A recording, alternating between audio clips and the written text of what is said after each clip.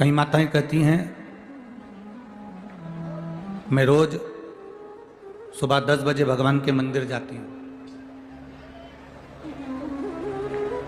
कोई कोई कहता है कि हम सुबह 8 बजे भगवान के मंदिर जाते हैं, 9 बजे भगवान के मंदिर जाते हैं, कोई 11 बजे भगवान के मंदिर जाता है।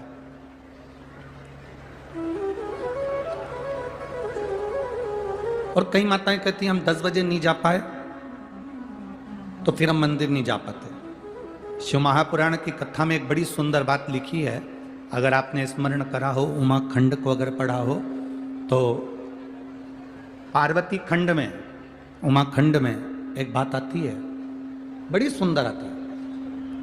रोज 10 बजे तुम मंदिर जाते हो, रोज 9 बजे तुम मंदिर जाते हो, रोज 11 बजे तुम मंदिर जाते हो, रोज सवेरे 8 बजे मंदिर जाते हो।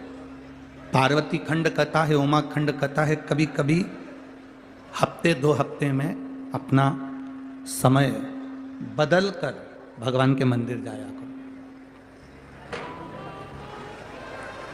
हफ्ते 2 हफ्ते में ऐसा समय निकालो कि हमें अपना समय चेंज करना है, अपना समय बदलना। क्या होगा उससे? जो दुकान जाने वाले हैं उन दुकान जाने वालों से हम निवेदन करेंगे, जो ऑफिस जाने वाले हैं वो ऑफिस जाने वालों से निवेदन करेंगे, जो कहीं ना कहीं किसी ना किसी जगह पर नौकरी करते हो, धंधा करते हो, बिजनेस करते हो, काम करते हो, फैक्ट्री जाते हो, कार्य करते हो, तुम्हारा जाने का समय 10 बजे है। कभी प्रयास कर कर सुबह 9 बजे चले जाओ, कभी प्रयास कर कर 10:30 बजे चले गए, कभी प्रयास कर कर आगे पीछे थोड़ा सा समय हफ्ते में 1-2 बार जाकर देखना। अगर आप रोज 10 बजे दुकान पर जाते हो तो कभी एक प्रयास करना कि आज मैं सवेरे 9 बजे दुकान पर जाकर देखूं आखिर होता क्या है।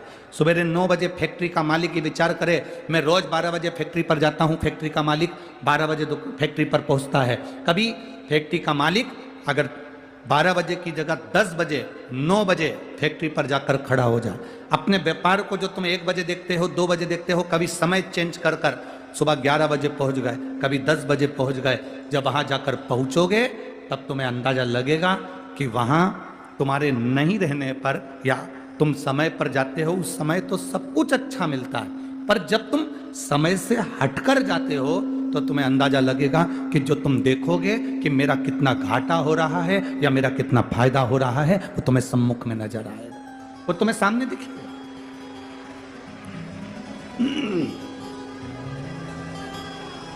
वो तुम्हारे सामने नजर आने लगेगा। शिव कथा कहती है, भगवान शंकर का संवाद कह रहा है, शिव महापुराण की कथा कह रही।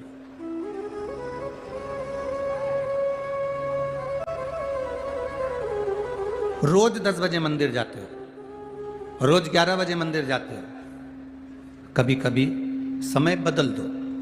हफ्ते में, 2 हफ्ते में, 15 दिन में, महीने भर में समय चेंज कर दो। क्यों? तो तुम्हें महसूस होगा, तुम्हें लगेगा कि आज मैंने समय बदला, समय चेंज करा, समय थोड़ा बदला है, तो मैं जल्दी महादेव के पास अगर पहुंच गई हूं या मैं कुछ देरी से देवाधिदेव महादेव के पास पहुंच गई हूं तो तुम्हें महसूस होगा कि कहीं ना कहीं महादेव की कृपा तुम पर बरसी जरूर है। थोड़ा बदलना जरूरी है, थोड़ा बदलाव जरूर।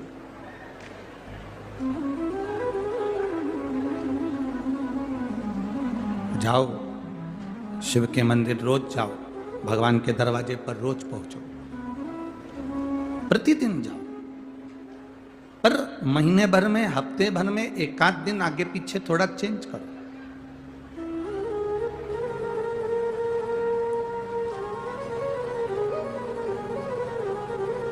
रोज देवाधिदेव महादेव को जल चढ़ाते हो, प्रतिदिन भगवान शंकर को जल चढ़ाने के लिए जाते हो, कभी कभी थोड़ा सा बदलाव कर कर देखिए, थोड़ा सा बदलाव। एक दिन महादेव को जल चढ़ाने के लिए गए, हो सकता है कभी कभी तुम्हारे साथ भी होता हो कि आज लोटा भूल गए, जल भूल गए या कोई बेलपत्र भूल गए, तो फिर करना क्या है? आज अगर हम पात्र लेकर नहीं आए, जल लेकर नहीं आए, लोटा लेकर नहीं आए, मंदिर में नहीं पहुंचे हैं या कोई सामग्री लेकर नहीं आए हैं, तो उस समय पर, उस जगह पर फिर आप प्रयास करना कि जो मंदिर में सेवा मिल जाए, कोई सफाई करने का मौका मिल जाए, झाड़ू लगाने का मौका मिल जाए, बुआरी काटने का मौका मिल जाए, कुछ रंगोली डालने का मौका मिल जाए, तो उसको करने का प्रयास करें, फिर उसको करें, उसका फल आपको मिलेगा। अरे मैंने तेरे ही भरोसे बाबा, तेरे ही भरोसे हवा विच उड़ती जावागी बाबा, डोर तो छड़ी ना कटी जावागी। मैं तेरी बदन शंभू, मैं तेरी बदन हवा विच उड़ती जावागी बाबा, डोर हटो छड़ी ना कटी जावागी। भोले मैं तेरी बदन शंभो, मैं तेरी बदन। जब आप विचार करेंगे, जब आप प्रयास करेंगे, जब आप प्रयास करेंगे, थोड़ा बदलने का प्रयास करेंगे तो बाबा की प्राप्ति होगी। शिव तत्व कह रहा है। शिव महापुराण की कथा कहती है, शिवालय में 5 स्थान ऐसे हैं जहां पर बैठने से व्यक्ति खाली नहीं जाता। शिवालय में 5 स्थान हैं, 5 जगह शिवालय में। पहले नंबर पर ये 5 जो स्थान बताए गए हैं शिव महापुराण में शिवालय के, इन 5 स्थानों पर कभी भी बैठोगे और शंकर को पुकारोगे तो वहां से खाली नहीं जाओगे, वहां से खाली नहीं जाओगे। 5 स्थान शिव महापुराण में बताए गए हैं, जिस जगह पर बैठकर प्रार्थना करी जाए, निवेदन किया जाए तो व्यक्ति खाली नहीं रहते। पहले नंबर का है शंकर भगवान का द्वार, जहां भगवान शंकर के गण निवास करते, जहां शिव गण रहते। कभी भी मंदिर के अंदर जब प्रवेश करो, मंदिर के अंदर जब भी जाएं, मंदिर में जब भी प्रवेश करें, तो एक बात अपने हृदय में रखो कि शिव की जो चौखट है, शंकर के मंदिर का जो दरवाजा है, चौखट है, उस चौखट पर, उस द्वार पर अपना हाथ का स्पर्श कर कर उसको प्रणाम जरूर करो, उसको निवेदन जरूर करो, उसको नमन जरूर करो, चौखट को प्रणाम करिए, उस चौखट को नमन करिए, उसको प्रणाम करिए। पहले नंबर पर है उसकी चौखट का प्रणाम। भगवान शंकर के मंदिर की चौखट को प्रणाम करिए, नमन करिए। कहते हैं शिव मंदिर के चौखट का, दरवाजे का, द्वार का दर्शन मणिभद्र जो शंकर भगवान के दरवाजे का द्वारपाल है, मणिभद्र जो शिवजी के दरवाजे का द्वारपाल है, दरवाजे का दर्शन करने वाले को मणिभद्र अपनी ओर से शिव आज्ञा से कुछ ना कुछ देकर भेजता जरूर है, खाली नहीं भेजता। मणि। दूसरे नंबर पर नंदी हॉल।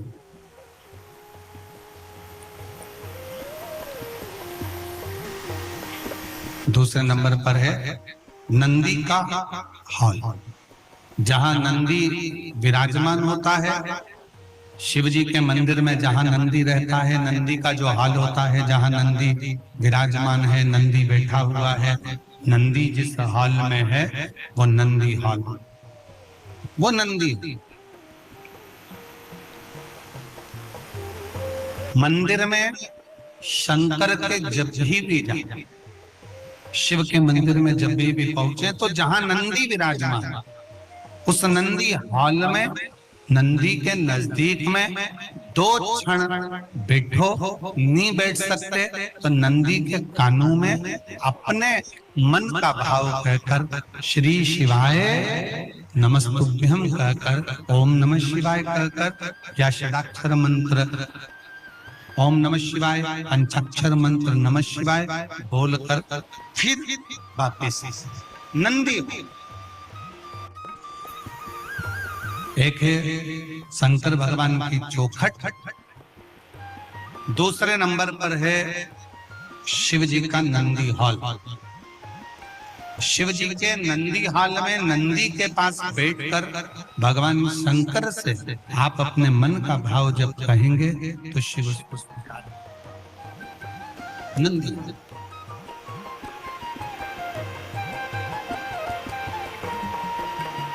तीसरे नंबर पर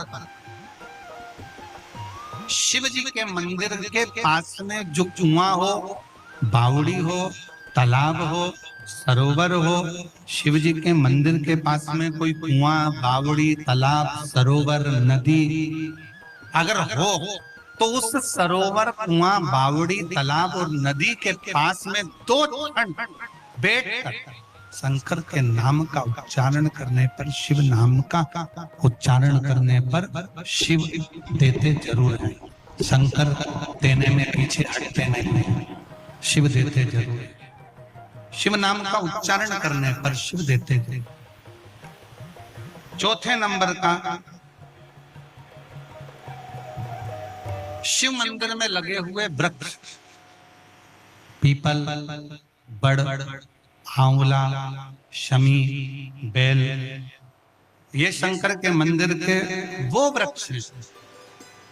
शिव मंदिर के, शिवालय के नजदीक में जो वृक्ष लगा होता है, उस वृक्ष के पास में, उस वृक्ष के नीचे 2 मिनट 5 मिनट बैठकर शंकर के नाम का उच्चारण करने पर, शिव नाम का स्मरण करने पर शिव देते जरूर। ये चौथा स्थान, ये चतुर्थ, चौथा स्थान। 4 स्थान सब लोग बोलेंगे। पहला स्थान कौन सा बताया था? शिव जी की, जम के बोलो जरा, चौखट दरवाजा। दूसरा स्थान नंदी के नजदीक में, नंदी हॉल में, नंदी के पास। तीसरा स्थान शिवालय के पास में जो कुआं हो, बावड़ी हो, तालाब हो, सरोवर हो, नदी हो, कुंड हो, वहां 2 मिनट 5 मिनट बैठकर बाबा से अपने मन का भाव जरूर कहना। चौथा स्थान, जम के बोलो जरा, शिवालय में, शंकर के नजदीक में, शंकर के मंदिर के पास में जो वृक्ष हो, बड़ का, पीपल का, आंवले का, शमी का या बेलपत्र का जो वृक्ष हो, उसके नजदीक में, उसके नीचे, उसके पास में बैठकर जो बोला जाता है, शिव उसको स्वीकार करता है और देता जरूर है। और 5वें नंबर का शिव पुराण कहती है, शंकर जी के मंदिर में उत्तर की ओर मुख कर, उत्तर मतलब शंकर जी का जो शिवलिंग है ये जलाधारी है और ये पानी बहने का स्थान है। शिव जी के मंदिर का जो पानी बहने का स्थान होता है वो उत्तर का होता है। तो आप जब दक्षिण में बैठेंगे और उत्तर की ओर देखेंगे या उत्तर की ओर से दक्षिण में बैठकर शंकर का स्मरण, पूजन, दर्शन उत्तर की ओर कर करते हैं या उत्तर की ओर बैठकर भगवान शिवालय में, शंकर के मंदिर में जो मांगते हो शंकर वो देता जरूर है। ये 5 स्थान, ये 5 स्थान शिवालय में बैठकर, शंकर के नजदीक में बैठकर, शंकर के पास में बैठकर यहाँ शिव से प्राप्त किया जा सकता। तो पहला स्थान, जम के बोलो जरा, पहला स्थान कौन सा है? शिव जी के मंदिर का द्वार। दूसरा स्थान नंदी के नजदीक में बैठकर नंदी का हॉल। तीसरा स्थान जलाशय, कुआं, बावड़ी, तालाब जो शंकर के मंदिर के बिल्कुल नजदीक हो या शंकर के मंदिर में हो या शिवालय। आप लोगों के स्मरण में है कि नहीं पता नहीं, पर मैं कहूं कुबेरेश्वर धाम में जहां पर कंकर शंकर शिला रखी है बड़ी वाली, आप लोग गए? कौन कौन गया है? जरा हाथ उठाओ तो जरा, सब गए हो? तो जहां बड़ी वाली शिला रखी, कंकर शंकर जो शिला रखी है, केदार शिला जो रखी है, उस बड़ी शिला का बिल्कुल नजदीक का जो हिस्सा है, शिला जहां रखी है उसका बिल्कुल 4 कदम दूरी पर ही एक कुआं है। अब तो उस कुएं पर छत डाल दी गई है और कुएं को छत डालकर बंद कर दिया गया, पर पूरे कुबेरेश्वर धाम में जो पानी आप पीते हो, जो पानी का प्रयोग करते हो, जो पानी आप यूज करते हो, वो उसी कुएं का उस पर छत डाल दिया। तो कई लोग कहते हैं कि कुबेरेश्वर धाम में हम जाते हैं और बाबा को प्रार्थना करते हैं तो बाबा हमारी बातों को इतनी जल्दी स्वीकार क्यों करता है? काशी में हम जाते हैं तो काशी में बाबा हमारी बातों को क्यों स्वीकार करता है? उज्जैनी जाते हैं तो उज्जैनी में क्यों स्वीकार करता है? मल्लिकार्जुन जाते हैं तो मल्लिकार्जुन में क्यों स्वीकार करता है? 12 ज्योतिर्लिंग जितने बने हुए हैं, इन 12 ज्योतिर्लिंग के शिवालय में, शंकर के मंदिर में जल का स्रोत है। जैसे विश्वनाथ जी के मंदिर में, काशी में ज्ञान वापी है, जैसे उज्जैनी के अंदर महाकाल मंदिर में ही सरोवर है, जैसे मल्लिकार्जुन में जब दर्शन करने जाते हो तो पास में एक कुआं है, उसी तरह प्रत्येक शिवालय में भीमा शंकर चले जाओ, त्र्यंबकेश्वर चले जाओ, तुम्हारी मर्जी पड़े जिस ज्योतिर्लिंग में जाओगे। आप केदारनाथ जाओगे तो ओम कुंड है, ऐसे जितने जितने ज्योतिर्लिंग का दर्शन करोगे, प्रत्येक ज्योतिर्लिंग के नजदीक में, ज्योतिर्लिंग के अंतर्गत, ज्योतिर्लिंग मंदिर के अंदर एक ना एक शिवालय के पास में जलाशय रहता है। वो जलाशय क्यों रहता है? उस जलाशय के अनुकूल जब हम अपने मन की कामना करते हैं, वहां बैठकर आराधना करते हैं, तो भगवान शंकर पर उस जलाशय का जो पानी शिव पर चढ़ता है तो हमारे मन की तरंगे शंकर स्वीकार कर कर हमारी झोली भर देते। भगवान शंकर का एक वर्णन, जैसे आप अपने आप को जितना संसार में खर्च कर रहे हो,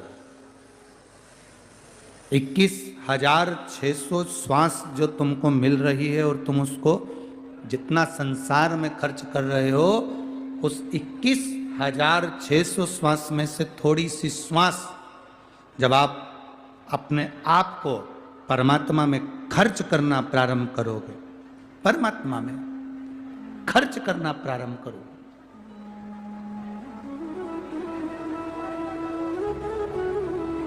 अपनी 21,600 श्वास में से कुछ श्वास जब आप परमात्मा में खर्च करेंगे, मंदिर जाना, शिवालय जाना, देवालय जाना, कोई परमार्थ का कार्य करना,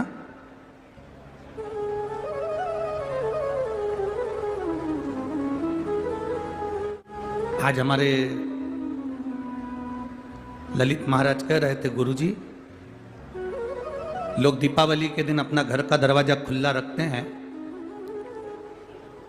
और दिया लगाते हैं दरवाजे पर। हमने 2-4 लोगों से पूछा कि आप अपना घर का दरवाजा खुला रखते हो, दिया लगाते हो दीपावली के दिन, इससे क्या होता है? तो उन्होंने कहा इससे लक्ष्मी आती है।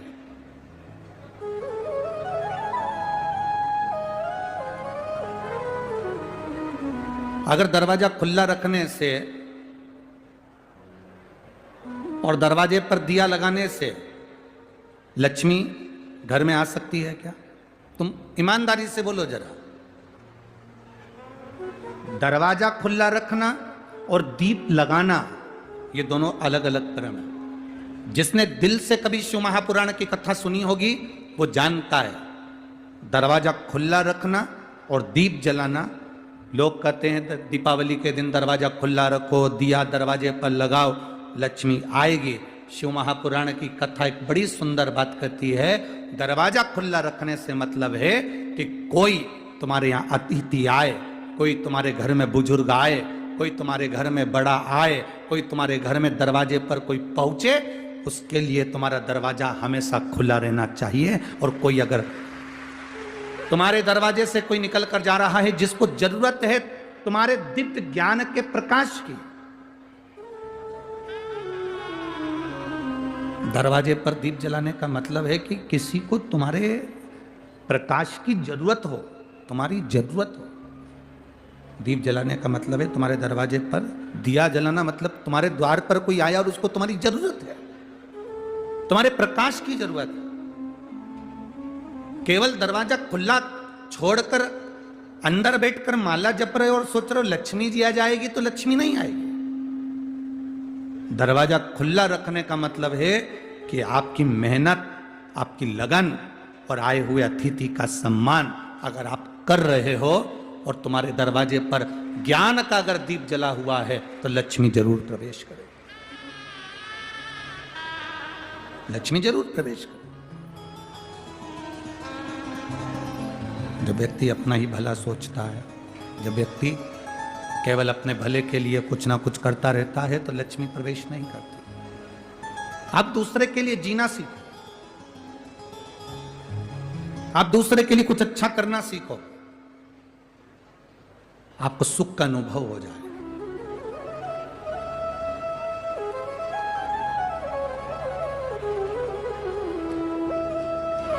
आपको एक आनंद का अनुभव हो जाएगा। हमने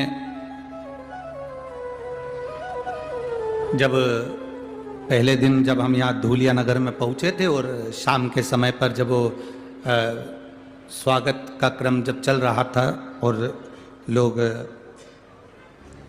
बहुत सारी भीड़ में बहुत सारे भक्त लोग चल रहे थे, हमने देखा एक भैया जो वो अग्रवाल जी हैं और क्या नाम उनका, जो हमारे बाजू में खड़े हुए थे उस गाड़ी में, इधर साइड में, इधर तो वो आविष्कार थे और इधर वो अग्रवाल जी थे, क्या नाम उनका, अनूप अग्रवाल। तो हम देख रहे थे, उन्होंने कई लोगों को इशारा करा, वो आए, प्रणाम करे, चले गए। फिर उन्होंने किसी को बुलाया, फिर उन्होंने प्रणाम करा, फिर चले। फिर उन्होंने किसी को बुलाया, उन्होंने प्रणाम करा, चले गए। अर्थात जो दूसरे के लिए प्रयास करता है, जो दूसरे के लिए जीता है, तो परमात्मा भी उस पर एक ना एक दिन कृपा जरूर करता है निश्चित। जो दूसरे के लिए जीना सीखा है उस पर परमात्मा की कृपा हुई है, उस पर परमात्मा की दया हुई है। दीप लगा देना दरवाजे पर, मतलब इसका मतलब है कि हम दूसरे के लिए जीना सीखें, हम दूसरे के लिए कुछ करना सीखें, केवल स्वयं के लिए नहीं। जब हम अपनी श्वासों को, अपने आप को परमात्मा पर खर्च करते हैं, हम अपना समय जब परमात्मा को देते हैं, हम अपनी 21,600 श्वास जब परमात्मा पर खर्च करते हैं, तब दुनिया के लोग गूगल में आपको सर्च करते हैं कि आखिर अपनी श्वास परमात्मा को दे कौन रहा है। जिसने भगवान को समय दिया, जिसने भगवान के लिए अपने आप को पूरा खर्च कर दिया, दुनिया ने सर्च उसी को करा। वो खोजते हैं गूगल पर, वो देखते हैं।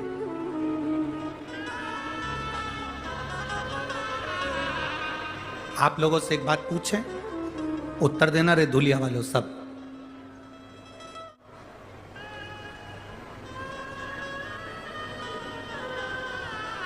आज के जमाने में मकान बनाना कठिन है क्या? जम के बोलो जरा। नहीं, बैंक से लोन लो, बना लो। बोलो सही है कि गलत है? आज के जमाने में 2 व्हीलर गाड़ी लाना, 4 व्हीलर गाड़ी लाना सरल है कि कठिन है? मकान बनाना कठिन तो नहीं, सरल है। गाड़ी लाना कठिन है कि सरल है? सरल है। लोन लो, लिया। आज के जमाने में मकान बनाना कठिन नहीं है, आज के जमाने में गाड़ी लाना कठिन नहीं है, आज के जमाने में पैसा कमाना, जितनी जितनी महंगाई बढ़ती चली गई, व्यक्ति उतनी मेहनत करने लगा और एक दुकान की 4 दुकान करने लगा, कमाने का तरीका सीखने लगा। स्वयं अपने आप पर आत्मनिर्भर बनाए, स्वयं कमा रहा है, आत्मनिर्भरता उसने धारण कर ली।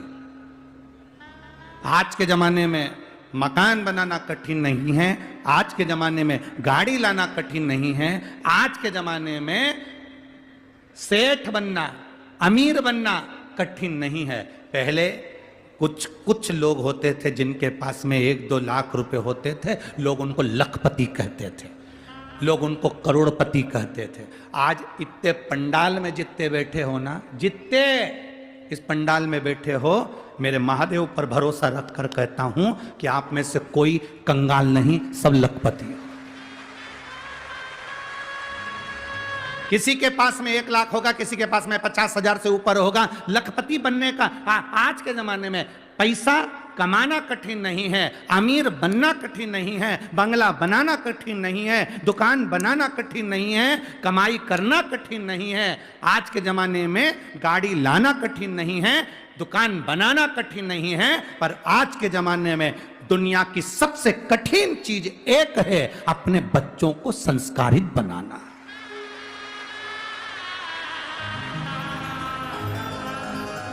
अच्छे अच्छे धनपति के बेटे जिनके पास में करोड़ों का धन है, उनके बेटे भी मय खाने में और होटल में पड़े मिलते हैं, मय खाने में और होटल में पड़े मिलते हैं। बहुत बहुत करोड़पति के बेटे भी कहीं ना कहीं गलत व्यसन में डूबे मिलते हैं, गलत व्यसन में पड़े हुए मिलते हैं। धन कमाना कठिन नहीं भाई, सेठ बनना कठिन नहीं, अमीर बनना कठिन नहीं, दुकान बनाना कठिन नहीं, मकान बनाना कठिन नहीं, जेवर बनाना कठिन नहीं, प्रॉपर्टी खरीदना कठिन नहीं, पर दुनिया का सबसे कठिन काम है कि अपनी जो जिंदगी की पूंजी है, अपनी जो औलाद है, अपने जो बच्चे हैं, इनको संस्कारित बनाना, ये दुनिया का सबसे कठिन काम है, सबसे कठिन। आपके बच्चे अगर संस्कारित हैं, आपको प्रणाम कर रहे हैं, आपको नमन कर रहे हैं, आपका कहना मान रहे हैं, आपके मुंह पर कभी मुंह नहीं चला रहे, आप सोफे पर बैठे हो, आपके बच्चे आपकी मर्यादा रखकर खड़े हुए हैं, साथ में नहीं बैठ पा रहे, नीचे बैठ जाते हैं। आपके बच्चे आपके कहने पर चल रहे हैं, आपके बच्चे से आपने कह दिया लोटा उठा जल शंकर जी को चढ़ा के जा, एक बार बच्चे के मुंह से ना निकले मम्मी मैं नहीं चढ़ाने जाऊंगा, मम्मी मैं ये काम नहीं करूंगा, मम्मी मैं ये सामान नहीं लाऊंगा, मम्मी मैं पानी भरकर नहीं लाऊंगा, मम्मी ये काम नहीं करूंगा। अगर आपके बच्चे आपके कहने पर चल रहे हैं, आपके बच्चे आपका कहना मान रहे हैं, आपके बच्चे अगर संस्कारित हैं, तो दुनिया के सबसे बड़े अमीर अरबपति आप हैं। दुनिया के सबसे बड़े अमीर अरबपति आप हैं। और अगर आपके बच्चे आपके विपरीत में चल रहे हैं, बच्चों से कहा गलत जगह मत जाओ, नहीं मानते, गलत संगत में मत पड़ो, नहीं मानते, बच्चे सुनते नहीं हैं, भाई बहुत कठिन है, बहुत कठिन।